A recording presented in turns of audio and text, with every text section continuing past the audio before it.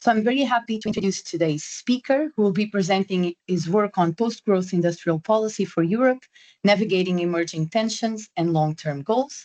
So our speaker is Richard Bärnthaler. He's an assistant professor in socio-ecological economics at the Sustainability Research Institute, University of Leeds, where he co-leads the Economics and Policy for Sustainability Research Group. He has also done a number of things, including serving as a board member for the European Society for Ecological Economics, also has been a lead author for the Austrian panel on climate change, and he's also an associate editor for Sustainability, Science, Practice and Policy. And this is just a sneak peek on what Richard has been doing. So Richard, the floor is yours. You're happy to share your presentation, and thank you again for joining us today. Yeah, thank you very much for this nice introduction. It's a pleasure to be here. I just need to share my slides. Might take a second.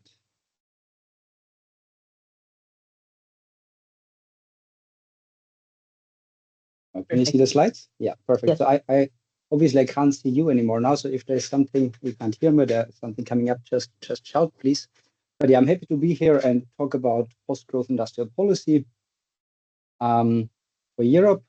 This talk is based on a paper that is not yet published, but coincidentally has just been conditionally accepted yesterday. So it's going to be published soon, hopefully. And it's co-authored with Sebastian Mang and Jason Hickel. So this is kind of a collective work as well.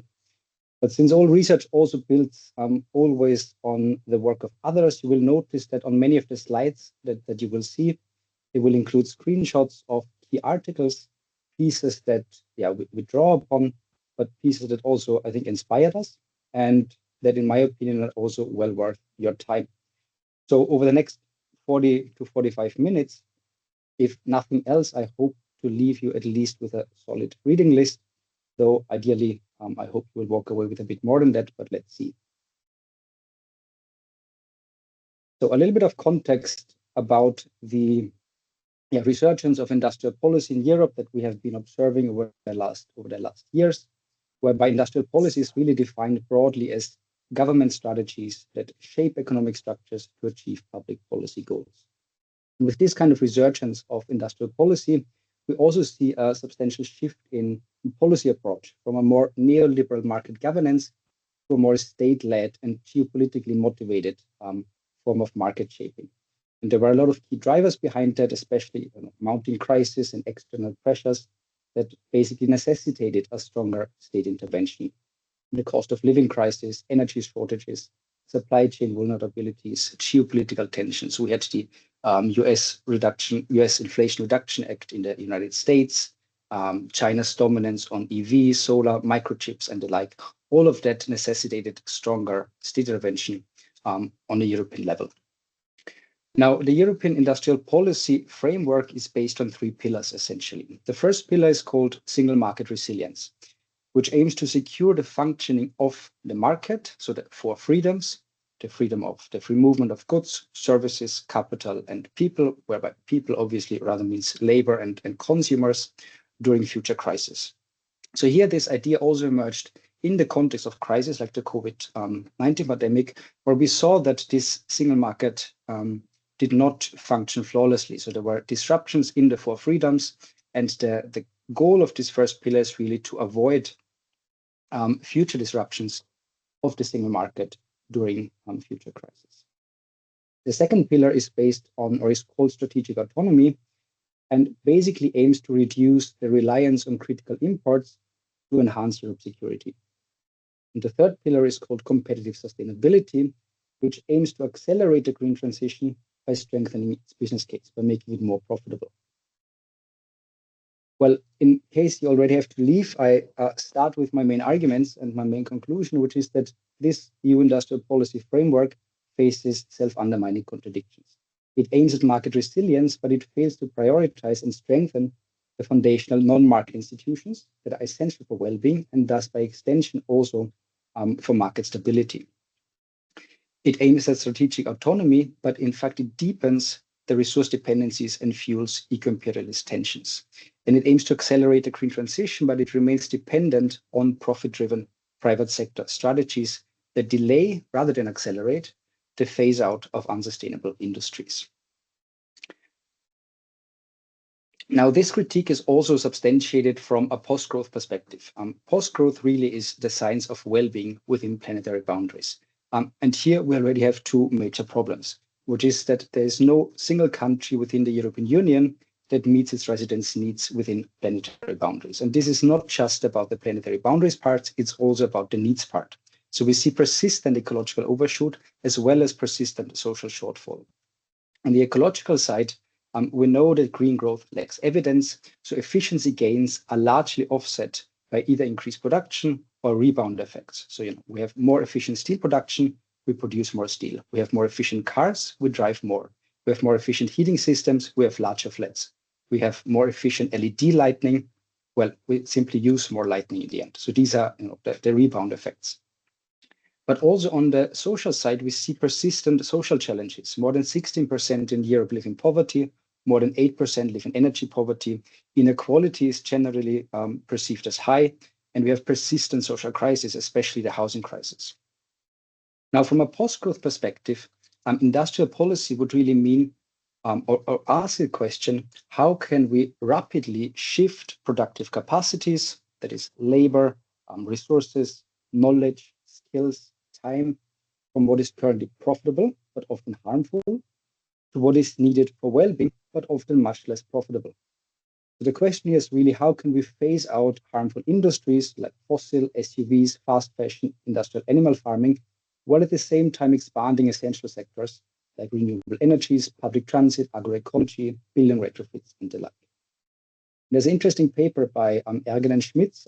I don't think they would consider themselves post-growth scholars, but they introduced this interesting term of sunshine problem. And I think this is really what it is about. The question, how can we not just phase out sunset industries, but how can we phase out industries where the sun still shines? So industries that are still highly profitable. And the point is that current industrial policy neither adequately addresses this nor employs the necessary tools to do so.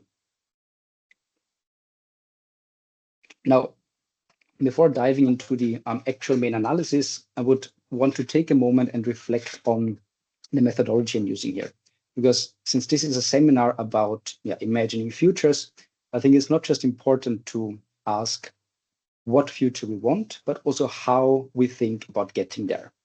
And here I draw on a few thinkers who have shaped how we might approach these questions. One is Rahel Jaegi, who developed the concept of an immanent critique, and the other is Robin Eckersley, who proposed what she called a critical method for approaching transition challenges.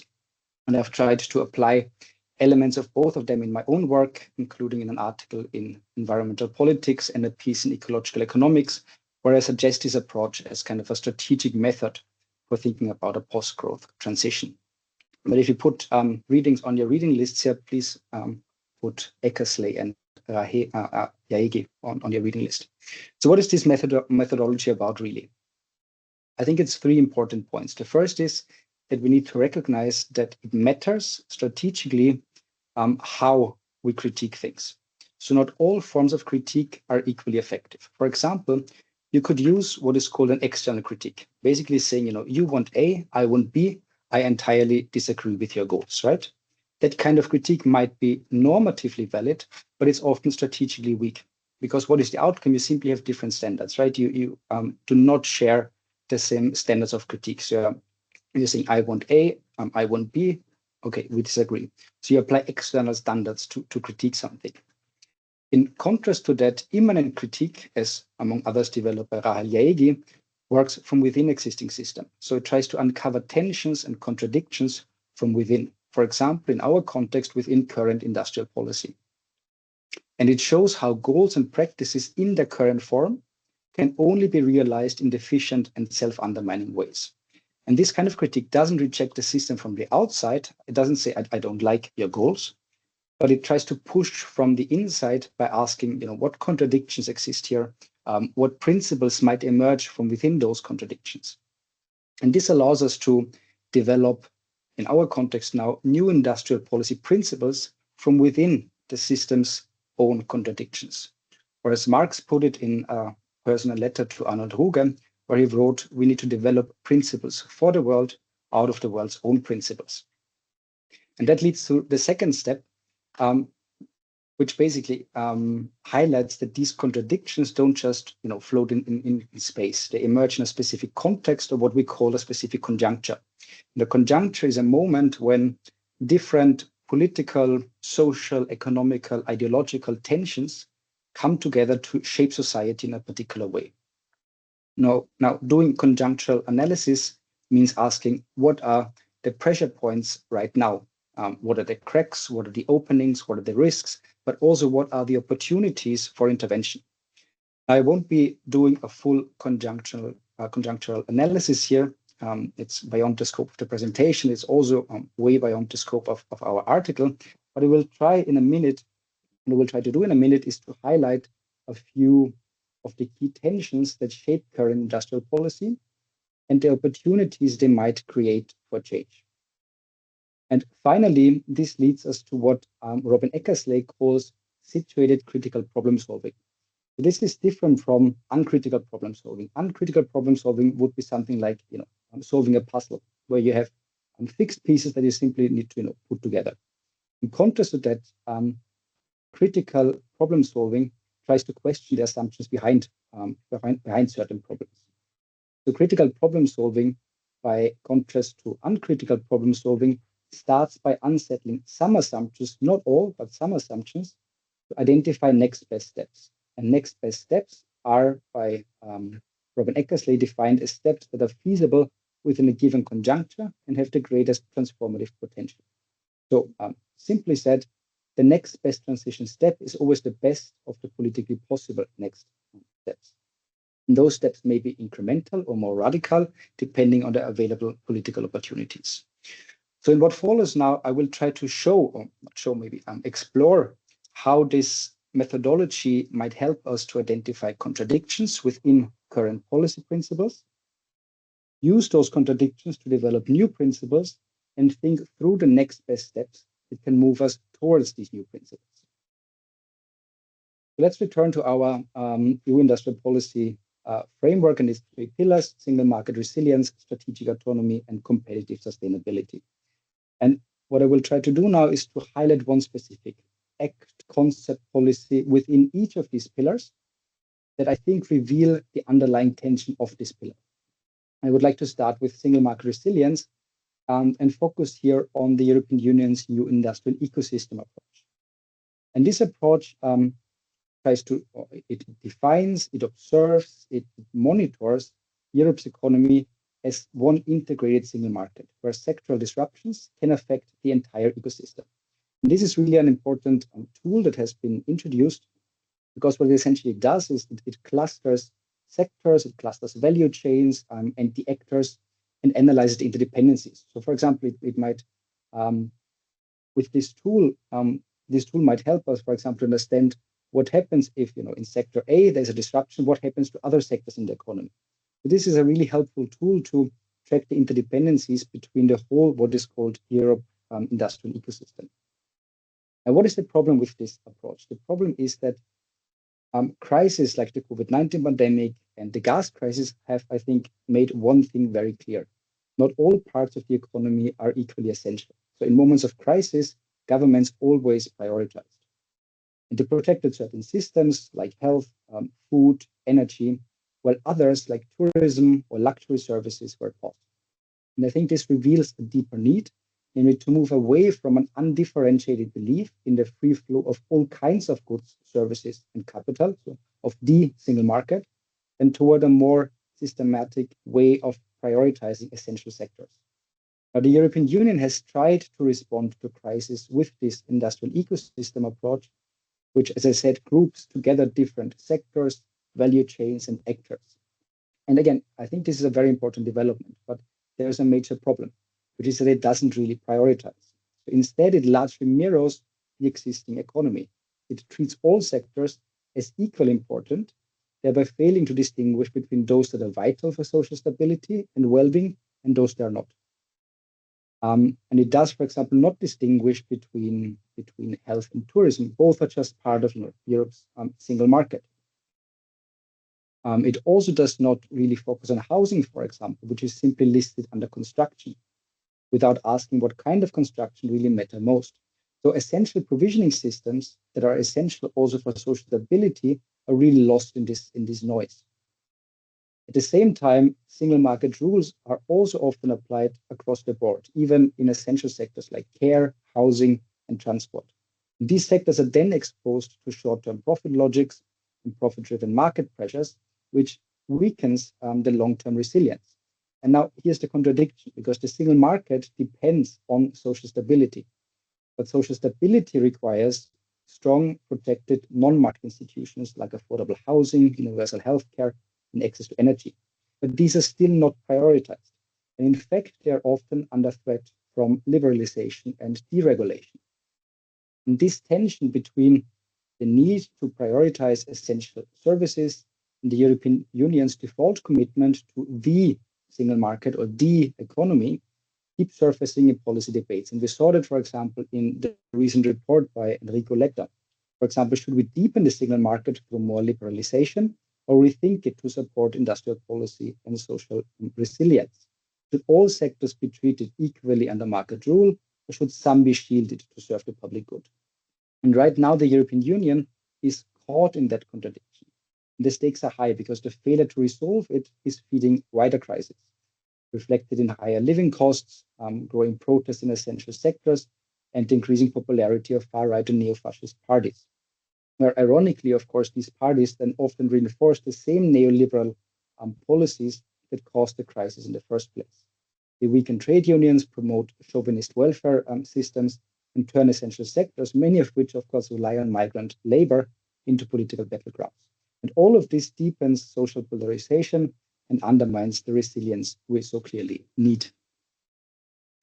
So here we have this first contradiction. I would like now like to focus on the second pillar, strategic autonomy, and here focus in particular on the European Critical Raw Materials Act, which essentially aims to onshore extraction, processing, and recycling of critical raw materials for strategic independence, so to enhance strategic independence, and ultimately also address security concerns.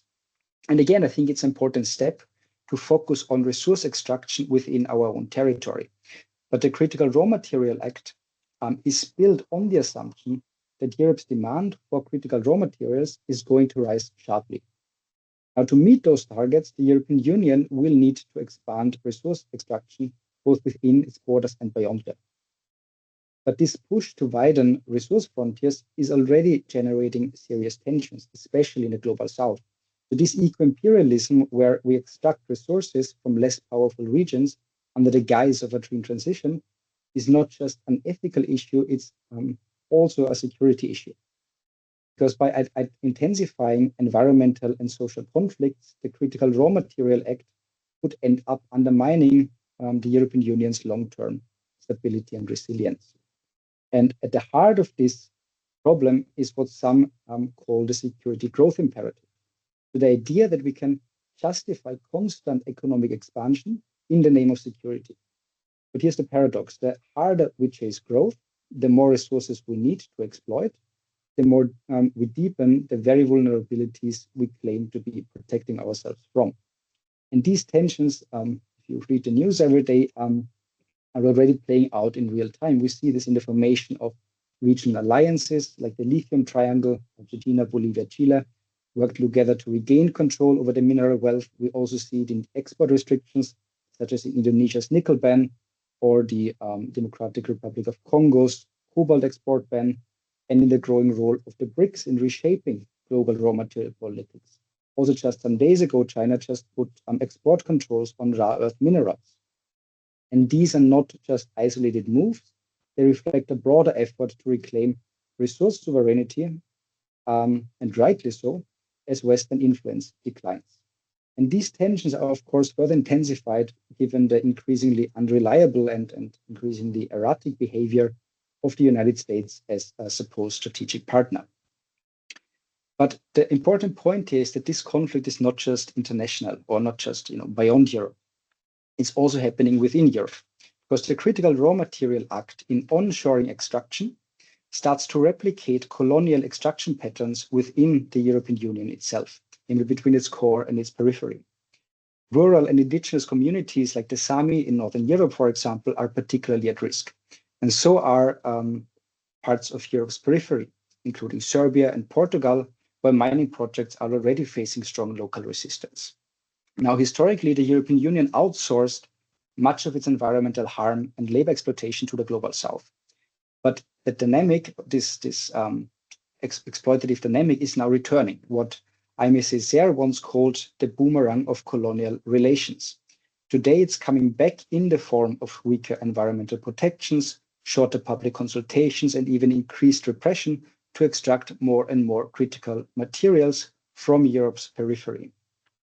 And these tensions are very likely to escalate, not fade. And this is not to say, again, that we shouldn't onshore critical raw material extraction within Europe's territory, but it will create increasing tensions and won't achieve strategic autonomy if we assume a continuous and sharp increase in the demand for such materials. Now, the contradiction here is that the pursuit of security through resource-intensive growth increases geopolitical vulnerabilities rather than mitigating them. So it cannot create strategic autonomy. Let's now move to the final pillar, competitive sustainability. And this pillar is really well represented by Europe's de-risking strategy or de-risking approach, which is essentially saying that, rather than using proper state coercion and proper state discipline, this approach aims to adjust private risk return profiles for green investment via regulatory, monetary, and fiscal incentives. Now, what is the problem? The problem is obviously that it has not accelerated the green transition because it fails to phase out unsustainable industries. And here we're back at the sunshine problem that I mentioned before. What de-risking does is it incentivizes green investment, but it lacks coercive mechanisms to retire still profitable but unsustainable industries. So it may enable some form of innovation, but it lacks mechanisms of exnovation. And I suppose most of you have read the book by Brett Christophers, where he also nicely demonstrates that, of course, renewable energies are competitive with fossil energies in terms of price. In fact, renewable energies are often even much cheaper than fossil energies. But the point is that fossil energies are still much more profitable, which is why huge amounts of capital still flow into fossil infrastructures. And de-risking incentives without sticks cannot solve that. Now, based on these contradictions, our next step was to ask or to try to envision a future post-growth EU industrial policy framework that would emerge from these contradictions. So basically, we tried to develop this post-growth eco-socialist vision through an immanent critique. And the first pillar is what we called foundational liveability, which again is based or emerges from the contradictions of single market resilience, with the key insight that market resilience depends on foundational, often non-market, definitely in some way decommodified institutions that ensure well-being. And this implies a shift in vision, where industrial policy must systematically differentiate and prioritize those foundational reliance systems. So what we try to do here is to move from a narrow conception of market resilience to a broader conception of societal resilience. The second pillar we termed peaceful planetary coexistence, and this pillar emerged from or is based on the contradiction of how we currently aim to achieve strategic autonomy. Again, with the key insight that security cannot be achieved through a massive expansion of resource frontiers. And the shift in vision here is inspired by Karl Polanyi's 1945 essay and vision, which I think is well worth reading, of regional coexistence, which centers on some form of territorial self-determination.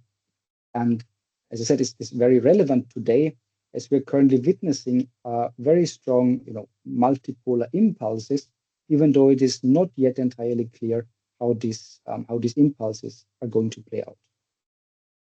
So this is really about a post-growth security paradigm that builds on some form of regionalism and replaces the assumption that resource-intensive growth ensures stability and security. And now the final reconceptualized pillar is what we called democratically coordinated sustainability, which tries to address the tensions of competitive sustainability or the contradictions of competitive sustainability. Again, with the key insight that the green transition cannot be sufficiently accelerated by relying on profit incentives, which requires democratic planning. And this is, of course, strongly rooted in post-growth scholarship. Now, democratic planning, however, would mean basically to decide democratically about economic development, to decide democratically about what is going to be produced.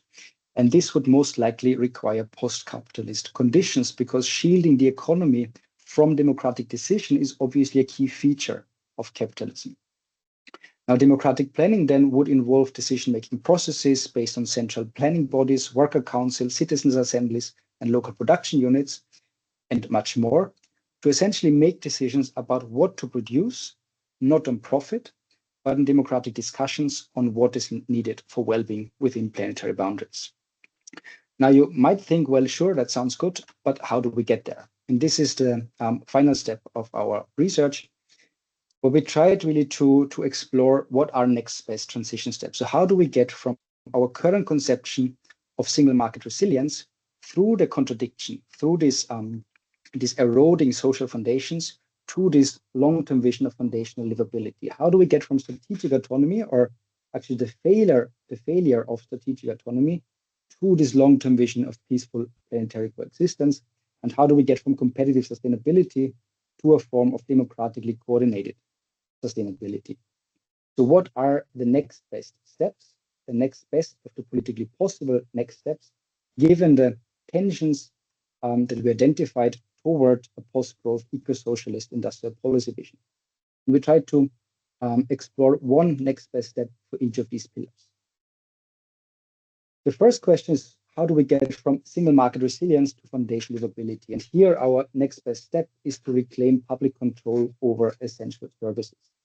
And this actually entails a lot of leverage points here and now. The most obvious leverage point is that remunicipalization and renationalization of essential services is highly popular among people. But there's also a range of leverage points that exist here and now within the current European Union architecture. For example, to expand exemptions in competition law for public provisioning, to revise state aid rules, to prioritize public investment, to use mutual debt mechanisms. And, these are all things and mechanisms and policies that are currently discussed anyways in the context of rearming Europe and strengthening its defense capacities. And we think these debates should also be, we should also have these debates in the context of essential services. There's also other leverage points like implementing a price cap, for example, on essential services, as we did with the gas price cap in 2022.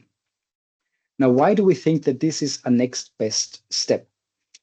We think it's a next best step because it would immediately stabilize socio-economic conditions, while at the same time also raising more fundamental questions as the basis for further steps about ownership, control, and provisioning models. So who provides what, for whom, who decides what is provided?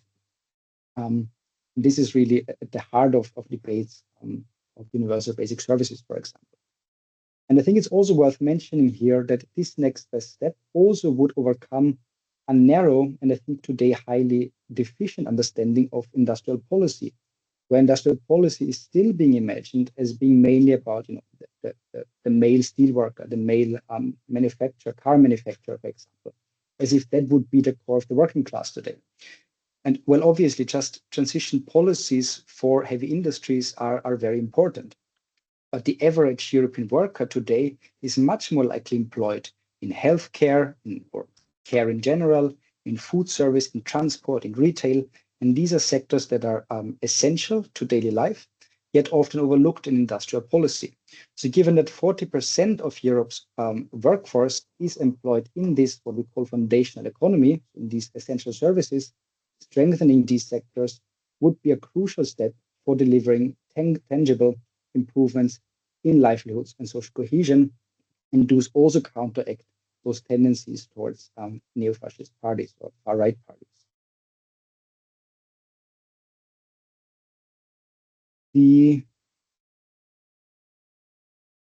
So the second next best step would now be the question, how do we get from this idea or actually from the failure, because strategic autonomy is not a bad idea, but from the failure of strategic autonomy to this long-term vision of peaceful planetary coexistence. And here our argument is that we would need to complement the current green industrial policy focus on efficiency and substitution, both of which, as I mentioned earlier, are often offset by increased production and consumption, by rebound effects, with a sufficiency-driven approach that prioritizes absolute reductions in excessive or unsustainable production and consumption. So more public transport, less car use, more regional and plant-based agriculture, less meat production, more retrofitting, less new construction, more repair and reuse, less throwaway culture. Now, again, there are several leverage points here and now. Some are really low-hanging fruits, like integrating sufficiency reporting into current national energy, climate, and material plans, where it is not yet included. But there's also a wide range of diverse sector-specific interventions, like redirecting infrastructure spending to public transport, enforce eco-design rules and longer product lifespans, phase out single-use products, prioritize retrofit over new construction, introduce progressive energy and water tariffs, and much, much more. So there's so much on the table here. And of course, that's sometimes more and sometimes less radical. And a recent study published in Nature actually shows that targeted measures and strategies can drastically reduce energy and resource consumption, while at the same time strengthening security and resilience. This study shows that Europe could halve its energy demand by 2050 without compromising basic quality of life or services, provided there is a major boost in energy efficiency and a reduction in unnecessary energy material use, so a major boost also in sufficiency. And this would lower energy demand significantly, and therefore also reduce reliance on critical resource imports like fossil fuels, rare earths, and the like. It would also decrease the need for high risk and highly speculative technologies like geoengineering and large-scale CO2 removal. And it would also cut costs by avoiding the need for energy-intensive infrastructure, like new gas power plants, oversized transport networks, and redundant energy systems. Now, again, why do we think this is the next best steps? I think it hardly needs saying that a full-scale sufficiency policy focus is politically highly implausible, in the short term at least.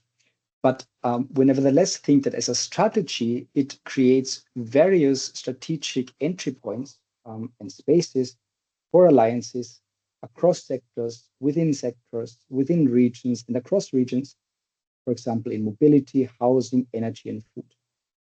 Moreover, and I think this is the key point here, amid rising living costs, amid energy security concerns, amid debates about, to strengthen the European Union's sovereignty, and among debates of increased defense spending, sufficiency can be reframed as a pragmatic approach for economic sovereignty, security, and cost saving. And this would also broaden its appeal beyond climate policy and probably enable unconventional alliances, because a sufficiency strategy would enable Europe to achieve energy sovereignty by 2050, and that would mean real independence, real sovereignty in times of global resource conflicts and geopolitical tensions. Now, finally, how do we get from competitive sustainability to democratically coordinated sustainability? And here, our next best step, our argument is that we need to leverage existing state-led planning tools that exist and have been effectively used under capitalist conditions to force private capital to align with public priorities. And again, there are several leverage points, but we discuss mainly here. I would like to discuss mainly one important example, which is credit guidance to direct investment. So credit guidance is basically about restricting lending to harmful sectors, while both incentivizing and mandating investment in sustainable sectors. Incentives here could include things like favorable interest rates or lower reserve requirements for banks that lend to sustainable sectors, and vice versa, higher reserve requirements for banks that do not. Mandates could include lending quotas or regulatory restrictions on harmful industries, central bank interventions to steer credit, and so on. So there's again many mechanisms on the table, and probably you need a combination of them. But the main idea here is to really limit the quantity of credit that commercial banks and other financial institutions direct to destructive sectors, say fossil fuel or SUVs, while at the same time increasing credit flows to more beneficial sectors like renewable energy or other green technologies and public services. China, for example, is practicing such forms of credit guidance. And recently, though only briefly, namely between October 2022 and mid-2023, also the European Central Bank did so. There's a really nice paper by Daniela Gabo and Benjamin Braun on that, which I highly recommend. And they show that in that period, the European Central Bank essentially tested a kind of climate-aligned rebalancing of its corporate bond portfolio. So companies were rated on a climate score that included their CO2 intensity, the quality of their emission data, and the ambition of their climate targets, for example. Now, high emission companies received a lower score, making refinancing for them much more expensive. Now, with this, essentially, the European Central Bank aimed to redirect credit flows or capital away from dirty corporations to those that were more closely aligned with the Paris targets. Now, again, why do we think this is a next best steps? And I think there's two sides to that. On the one hand, we know that market-driven governance that only relies on incentives, on de-risking, cannot ensure a green transition. It cannot phase out unsustainable industries. On the other hand, and this is an argument that Ben and Hasselbalch make, and I think it's an important one, where they repeat that deep democratic planning and deep economic would entail economic democratization or the democratization of economic decision-making. And this would require post-capitalist conditions, which in turn would require a revolutionary transformation that is highly unlikely in the short term. And as such, credit guidance is one example that has been used and that offers a kind of pragmatic interim strategy. Also having important historical precedents. For example, France used credit guidance for over 20 years after World War II to realize major infrastructure projects like high-speed railways, for example, while at the same time ensuring private sector profitability across the sectors that were involved. So this shows that there are highly coercive and highly effective planning tools within capitalism that still basically also provide profits to certain capital functions. But this also has strategic potential because it can also reshape historically contingent expectations. For example, what constitutes a normal profit? This is not fixed. What constitutes a normal profit has substantially changed historically, and tools like this can change these expectations. But at the same time, they would also contribute to building the state capacity and the cross-sector coordination for larger economic planning in the future. And of course, several risks exist here, especially corporate capture. But also here, we could think, for example, about conditioning state support and credit access on worker and community participation, which could then again lay the groundwork for broader structural shifts in the future. And that brings me to the conclusion. The first point here is that there are, of course, also a lot of synergies between these next best steps, which I would not discuss. For example, essential public services can actually be seen as a form of equitable rationing. So it provides sufficient access to life's necessity. So it's also linked to a sufficiency strategy.